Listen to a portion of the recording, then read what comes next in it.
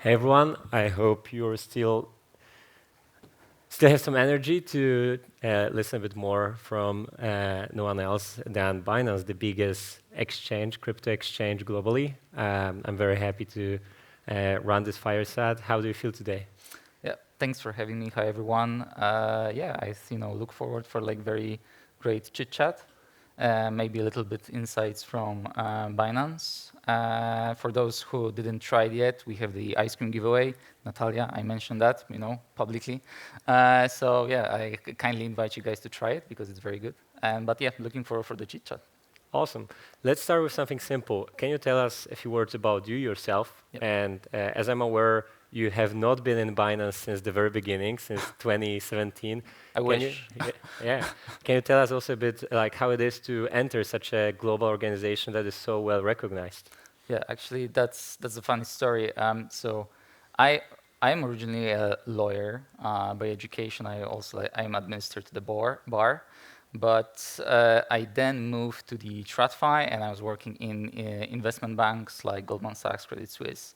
And there's a funny story because I started the incubation. I took part in the incubation program in Goldman Sachs, where I presented my idea for a startup, and it was connected with Web3. I wanted to build basically what Bridge is now doing for Stripe. So it's a pity that I didn't, pursue that path, but it led me to actually to Binance because Binance was my liquidity provider. There was some at some point my main user base was in UK, and then Binance had some problems with UK. And at that point, I just wrote very nasty email to Binance, and I got very great response from Richard. And that's how it started. And so this is, how I started at Binance, actually. So it led me to that way. And I was just, convinced by the space. When I explore it, I, interacted with the community, and I really like the idea of democratization in finance because I saw all the flaws of the legacy infrastructure in the traditional system. Awesome story. I mean, for those that don't recognize, Richard is the CEO of Binance. Yep. I also had the pleasure to chat with him in Dubai, and he's very humble and very nice guy. So Yep, that's it's true. also uplifting. Okay, so you mentioned traditional finance, and let's compare it with digital assets, starting the first block. Can you tell us a bit more like how you as Binance and in general centralized exchanges help the big financial institutions and traditional finance to embrace and interact with digital assets? Yeah. So basically, I mean, if we are talking a little bit about the digital finance, it's not like decentralized finance per se. I mean, for me, like the central exchanges are not really the resemblance of the pure decentralized finance, because if we are looking at the decentralized finance, we see that these are like financial services provided on decentralized blockchains, and where the transactions are done through smart contracts, facilitating lending, trading, asset management. I mean, it's if we're talking about decentralized finance, essentially we need to talk about like the PancakeSwap, Uniswap, right? These players, hyperliquid. But with respect to central exchanges, I see that actually what we are doing is that we are sort of the bridge between the traditional finance and the digital asset space. So what we are doing in Binance, we are trying to basically encourage the financial institutions to get familiar with the space, and we believe that by very simple mechanisms like asset management, for instance, we are trying to basically introduce them to the space so they feel comfortable, but they also feel safe because it's not like the very complicated decentralized protocols, but they have something familiar like the customer service, like the interface, so something that also like the retail users really appreciates. So we actually see that the same is with the financial institutions. They need to see something familiar, something that they can attach to, and that actually we are speaking with the same language. Obviously, there are some differences in how we speak because many different products has like we are speaking in our own Web3 language, and this is like still very hard to follow for the traditional players and especially for the financial institutions. But at some point, we are able, to bring them in. And now, when we see that actually the Web3 is maintained much more than before with the financial institutions, We look forward, to have that collaborations not only in, maybe in Asia, because this is like, the very center of it, but also in Europe, and who knows, maybe in Poland. But this just depends where we will state with the law. I have to say that personally, I also use Binance, including the on-ramp experience. So I can say that it's very widely adopted, and the amount of trading pairs is really very much appreciated. I think it's 1,500 trading pairs. Yeah. Yeah, so it's very, very deep. And in terms of volume, it's $217 billion daily volume by CoinMarketCap. Yeah, this is very impressive numbers. And I do appreciate this UI of when you forget your password, you can restore your account, right? Because DeFi comes as a double-edged sword. On one side, you're the owner of your keys, but on the other, you're the owner of your keys, right? So the moment you lose them, there's no Binance that you can call, hey. Exactly. I mean, this is, also like the biggest difference, right, between like the centralized and centralized. I mean, it just depends how much you trust yourself, with the passwords. And, for me personally, I oftentimes tend to forget passwords. So that's a very good feature, actually. So yeah, and I think this is where we are heading towards in this general, let's call it on-chain finance, to have the choice. If you want to do it yourself, like self-custody, go ahead. You want to go with a centralized exchange that's also living in together. We are right now in the super cycle of stablecoins. We see the existing stablecoins growing very fast, but we also see new stablecoins popping up on the market. I also know that some time ago on Binance, there was this switch from BUSD, Binance USD, to FD USD, First Digital USD. Can you tell me a bit more about the general perception from Binance on the stablecoins and what plans you have ahead, what offering you have? Yeah, sure. So we are obviously very bullish as it comes to the stablecoin market. I mean, personally, also for me, not only for Binance, but personally for me, I mean, I'm a super fan of stablecoins. And this year, it has been basically declared by Goldman Sachs and Deloitte in their reports like the year of the stablecoins. So it's very rapidly growing. I think that the volume from last 12 months was basically $33 trillion, something like that. The general capitalization is above $280 billion. And of course, this is two-horse race between Tether and Circle. But what we see also in the stablecoin space is that finally the infrastructure allows for the adoption by the traditional players. So we see this backward compatibility with the legacy systems. And I think this is super interesting because, I mean, most of the stablecoins infrastructure is based on Ethereum level 1. And also there is in 1/3, there's Throne. And then we see Arbitrum Solana. So, and this is actually very interesting, and I'm monitoring that one because it's starting to grow its share. But what is also very interesting, I think, in terms of data is the fact that the issuers of the stablecoins of Tether and Circle, I mean, these guys have more than 100 billion of US debt because they need to have as an issuers.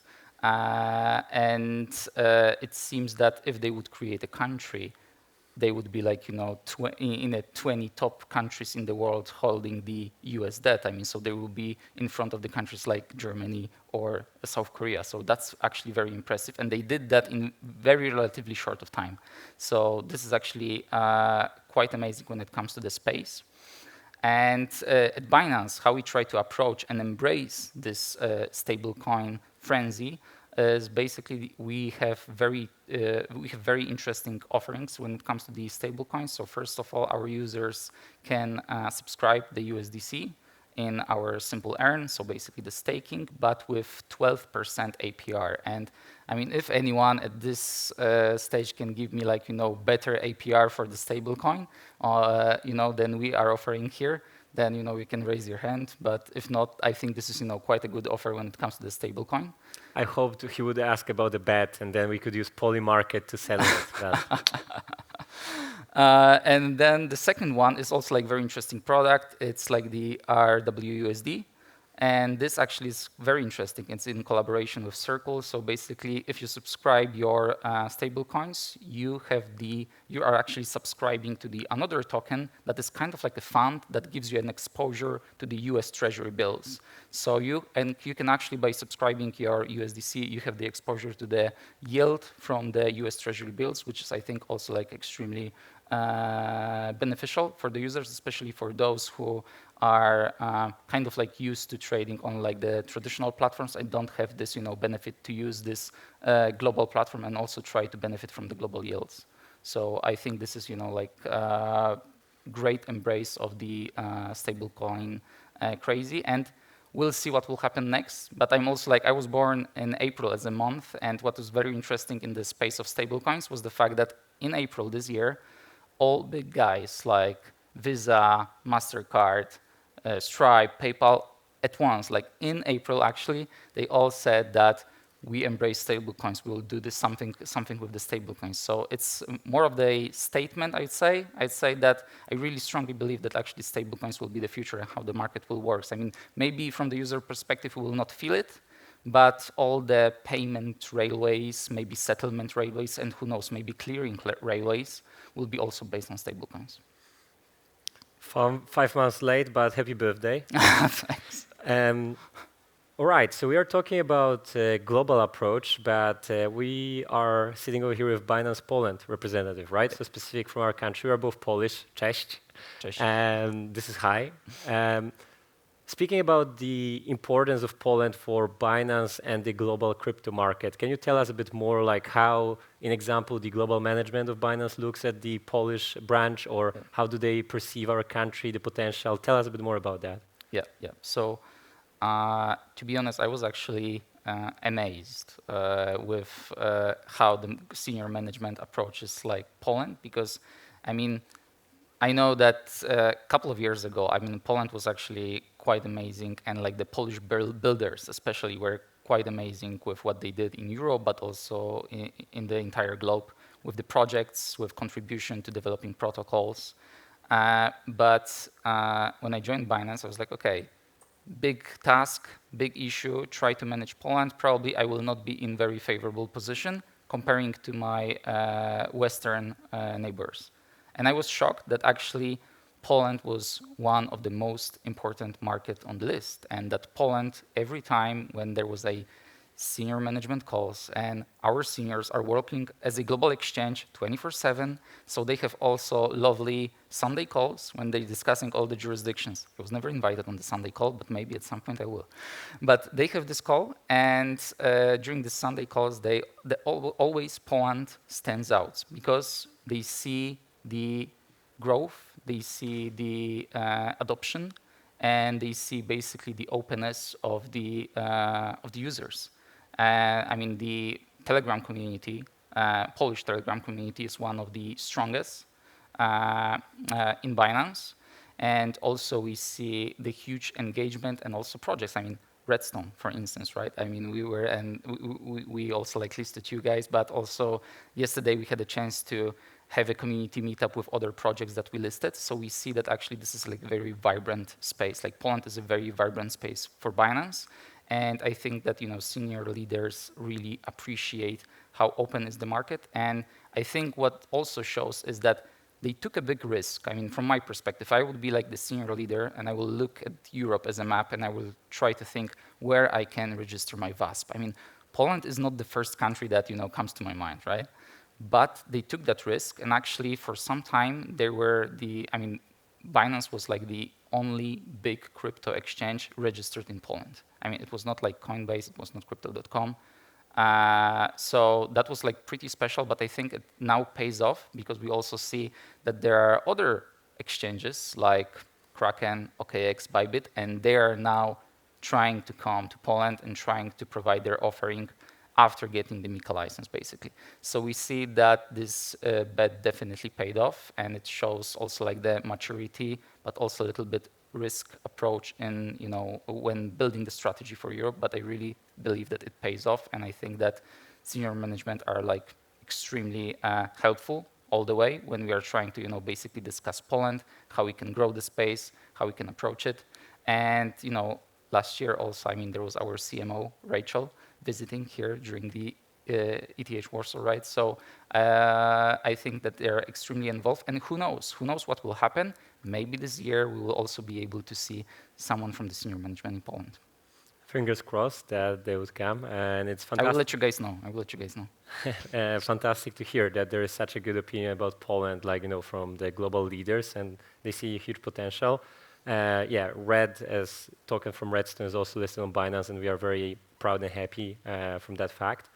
Okay, let's switch gears and go into a trend that everyone sees, like a huge ocean, like a huge tsunami, which is AI, artificial intelligence. I believe yesterday, Anthropic, the creator of Claude AI, announced $13 billion round, Yep.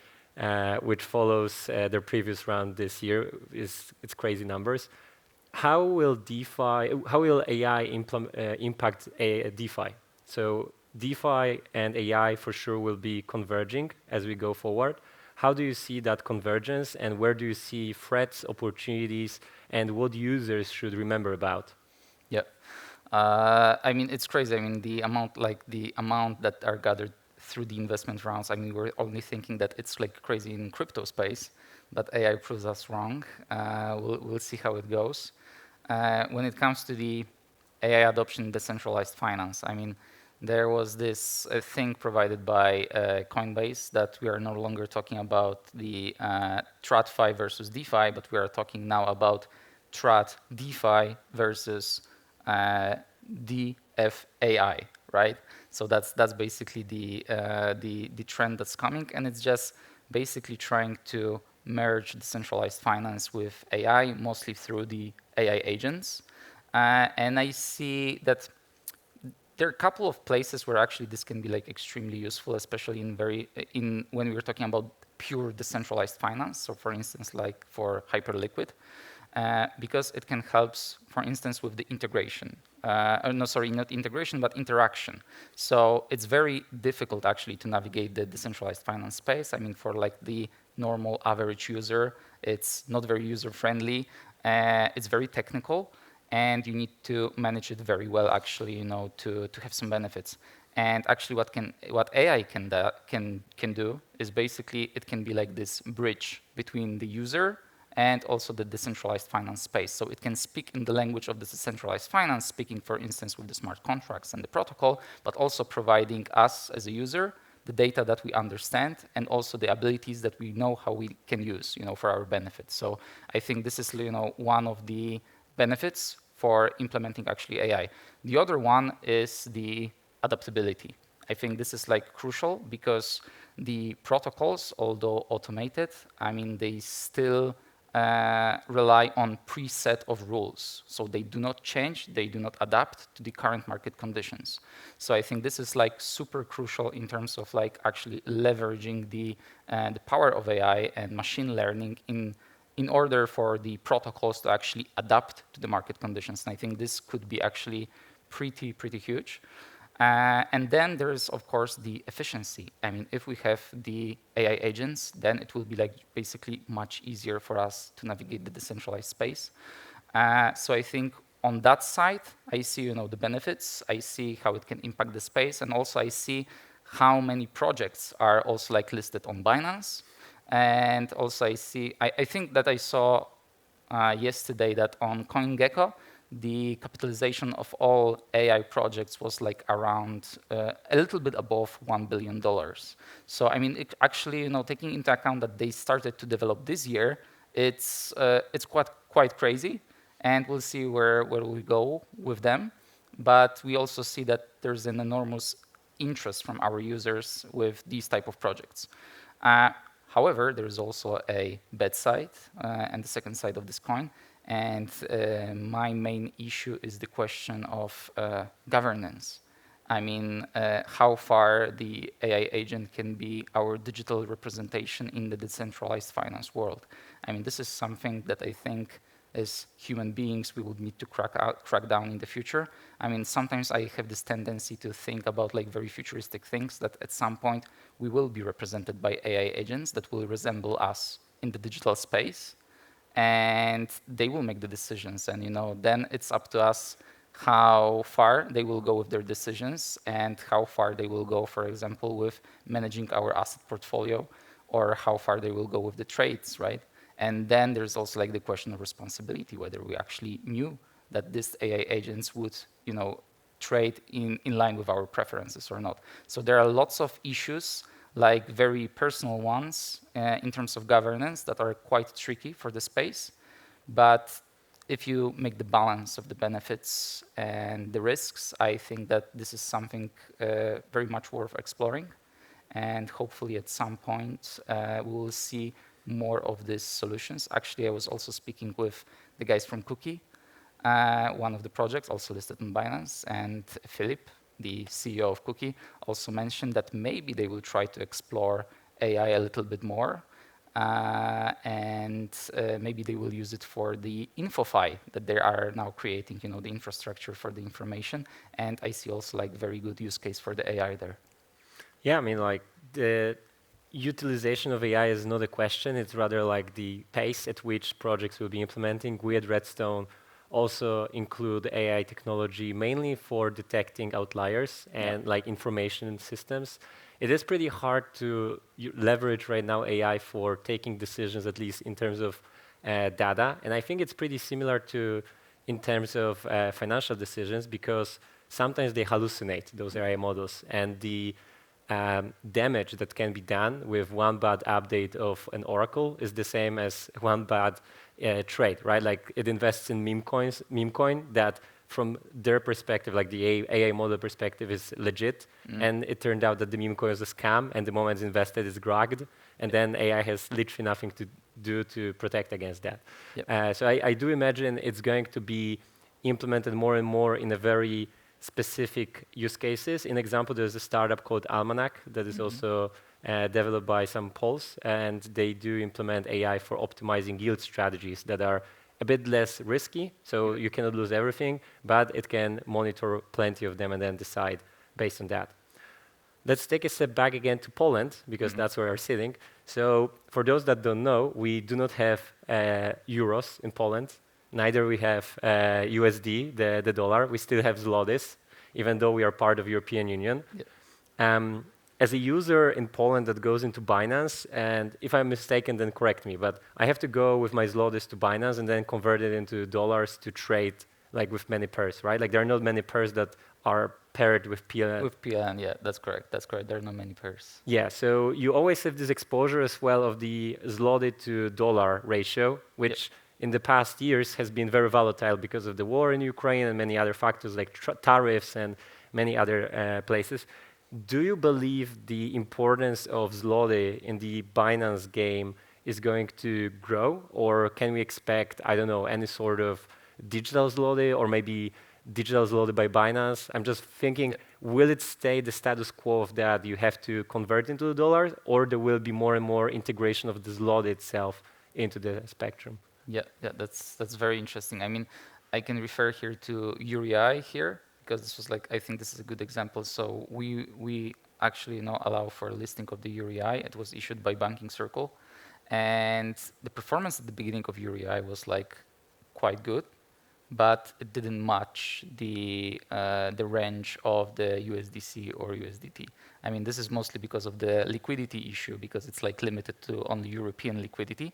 So it's very hard to manage that, and also like to manage the perspective if you have the players like Tether or Circle. So that's very difficult. And when it comes to the Polish zloty, it's also the matter of the use case and the matter how the Poles will be willing actually, to explore the space. I heard from the data from the Ministry of Finance, and I was shocked by that, because I have like very careful calculation of how many Poles actually are using crypto and have the exposure on the crypto space. My calculation was around 4 million. However, what I heard from the Ministry of Finance, and that was like very interesting, I heard it on Tuesday, is that that there are 18% of our population that have exposure to the crypto assets, which after like very quick math is like above 5 million.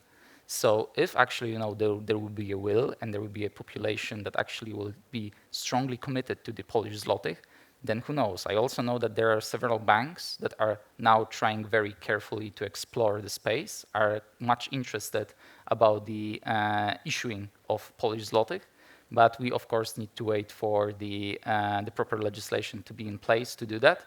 And, of course, we have one and only Polish EMI, which is Bilon. And these guys also probably will be interested to issue the Polish zloty. And I would be more than happy to list it on Binance, but time will tell whether there will be enough demand and enough of the use case to actually issue it. But fingers crossed for Poland, and if Poland will go with the adoption as crazy as it goes now, because in 2023 there was a report from the Accenture saying that there are 3 million Poles actually using crypto. Today we can say it's 5 or 6. So who knows what will happen in the future. If there will be a huge demand, then I don't see why we can't basically list the Polish zloty on Binance, and that would be pretty epic, I would say. Yeah, I mean, fingers crossed on that. And then we are going to have also interesting problems of on-chain FX, right? So right now, if you want to exchange zloty to dollar, that's a regular FX. And then if you have tokenization version of the zloty and tokenization version of a dollar, then you also have some market that is going to clear that. And what would be the parity, right, in between these two? Exactly. I do know that there is a team from Poland as well working on some of the solutions about the on-chain FX. So glad to see more and more builders coming. I will open a stage for questions from the floor. Before, I will ask you one more. What is the craziest short story from Binance so far for you? What was the craziest one that you've experienced? Craziest short. Or interesting, or something that amazed you? Something that amazed me is the fact that when we introduced Blick, I think it was amazing for me, because usually in Asian culture, the senior management is not very keen to provide you the good word for your work. I mean, this is the part of the Asian culture, and we need to be aware of that. But actually, when we introduced Blick, and it was such a big thing that I was basically discussing with the senior management, because they said that Blick is amazing and how it works. And I was explaining them, okay, Blick is working like this and this and this. And I was like, wow, this is amazing. Why we don't have this in Singapore? Come on. And I was like, so this was one of the craziest story, because I actually get the attention of the global leaders, and they were so appreciative actually of the Blick. So, good job, Poland. Good job, Poland. All right, so round of applause for Łukasz. And do we have time for questions from? Yeah, we do have 2 minutes. Yeah, 2 minutes. So any questions from the audience? If not, I have one. Okay. So you mentioned the Polish zloty stablecoin, and since I'm all about non-USD stablecoins right now, do you see a use case for non-USD stables? You mentioned that the main factor for adding a stable is the liquidity, so it's USDC, USDT. And do you see other use cases for non-USD stables? Of course, euro is important, but let's say hryvnia or zloty are just as equally important to me right now. Yeah, I would say, I see one use case, but it also depends how it will work out in the decentralized finance, because currently when we have the derivatives or financial instruments and we have the clearing houses, sometimes the clearing houses are clearing the transactions based on the local currency.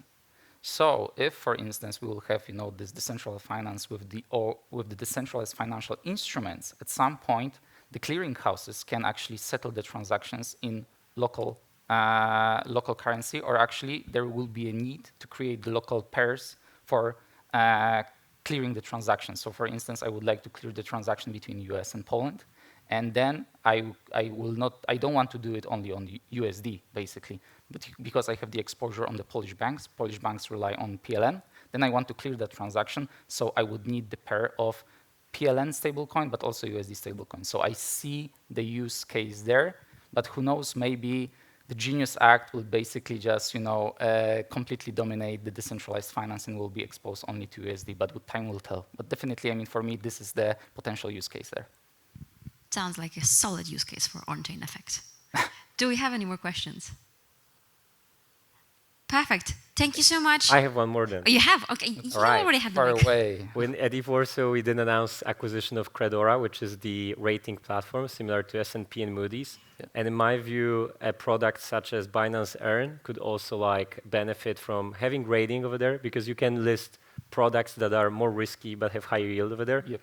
do you know if Binance plans to have any ratings over there to help navigate users, like which strategies they could interact with and which are a bit more risky? Do you know anything? I mean, when it comes to the ratings, I think that from the perspective of like the centralized exchange, it's like very important actually for the for basically the firm that is actually issuing this rating to be independent. So that is like extremely crucial factor.